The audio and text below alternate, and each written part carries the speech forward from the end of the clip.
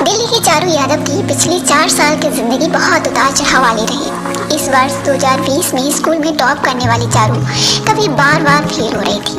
चारू की यह कहानी 9वीं में 11वीं में फेल होने से लेकर 12वीं में 96% मार्क्स लाने की दास्तान है। 12वीं के रिजल्ट का दिन था।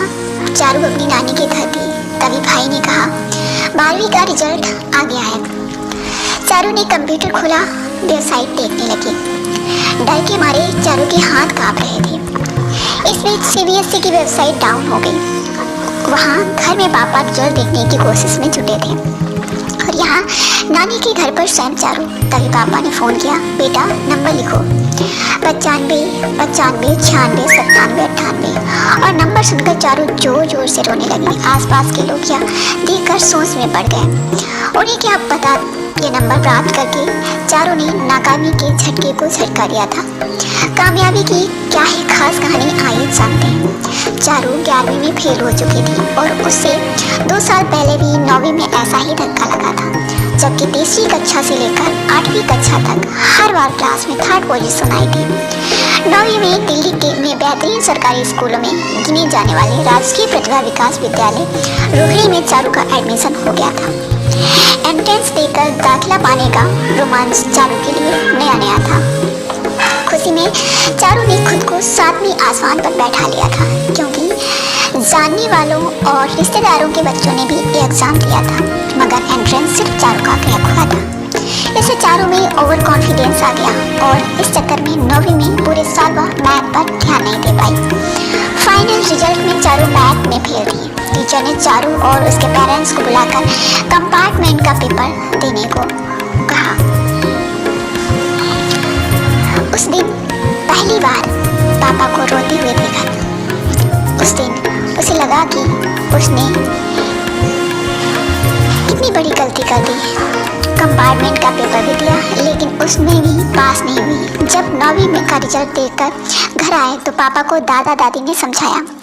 फिर खुद को संभालते हुए पापा ने कहा कि जो किताबें तुमने एक साइड में उठाकर रख दी थी उन्हें उठाओ और अपने कमरे में रखाओ और मन लगाकर पढ़ो। चारू ने पापा के पास जाकर कहा, पापा सॉरी, अब मैं कुछ करके दिखाऊंगी।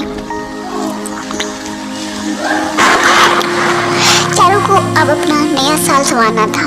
अपनी सहेलियों को अपना सीनियर देखना और नए स्टूडेंट के साथ एक अनजान क्लास में जाने के लिए बहुत हिम्मत जुटानी पड़ी।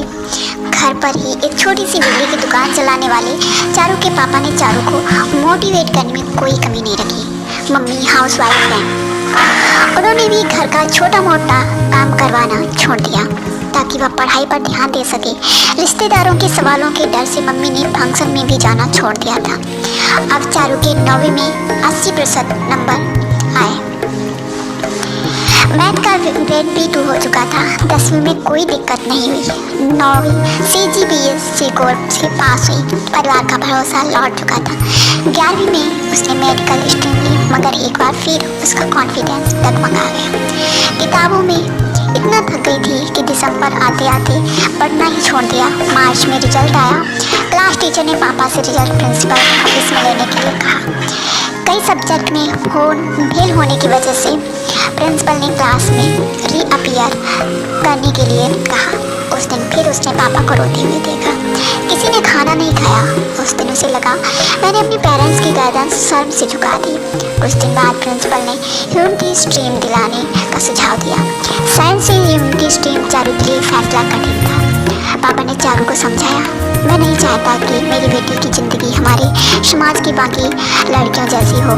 कोई छोटा मोटा डिप्लोमा करा दो और शादी कर दो। मैं चाहता हूँ कि तुम पढ़ो। हर फील्ड खास है और 12वीं ज़िंदगी का ज़रूरी हिस्सा है।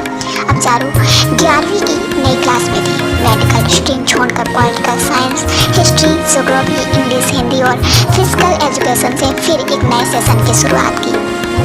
अब चारू मानती है कि क्लास के साथियों और उनके बीच का 2 साल का गैप कहीं ना कहीं दिक्कत कर रहा था।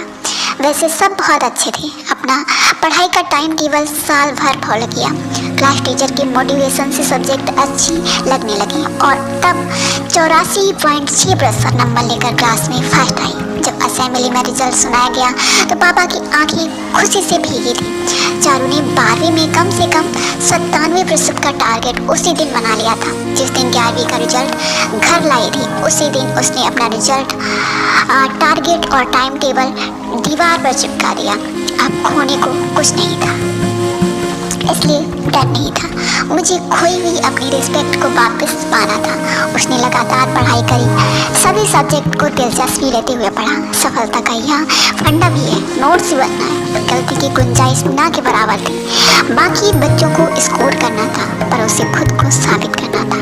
96.2% के साथ चारू ने 12वीं में बड़ी कामयाबी हासिल की। इंस्पिरेशन। चारू की पिछले 4 साल की जिंदगी प्रेरणा देती है कि नाकामयाबी से निराश नहीं होना चाहिए। हार मानने के बाद फिर से उठ खड़े होना और खुद को साबित करना ही असली जीत है। अगर आपको हमारी स्टोरी पसंद आई हो तो अपने फ्रेंड्स को शेयर कीजिए और कमेंट में बताएं कि आपको कैसी लगी है स्टोरी।